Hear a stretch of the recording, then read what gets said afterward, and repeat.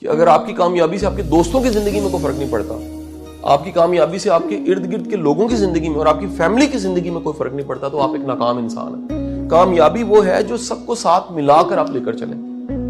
अकेला बंदा जजीरा बना के कामयाब हो जाए ना, तो यकीन कीजिए वो कामयाबी तादेर नहीं होती, वो बड़ा इंपैक्ट नहीं क्रिएट कर सकती।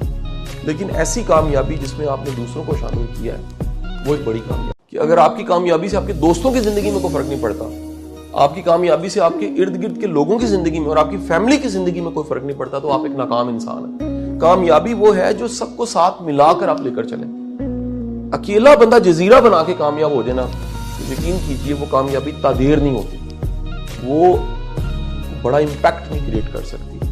लेकिन ऐसी कामयाबी जिसमें आपने दूसरों को शामिल किया है, वो एक बड़ी कामयाबी। कि अगर आपकी कामयाबी से आपके दोस्तों की जिंदगी में कोई फर्क नहीं पड़ता, आपकी कामयाबी से आपके इर्द गिर्द के लोगों की जिंदगी में और आपकी फैमिली की जिंदगी में कोई फर्क नहीं पड़ता, तो आप एक नाकाम इंसान हैं। कामयाबी वो है जो सबको साथ मिलाकर आप लेकर चले। अकेला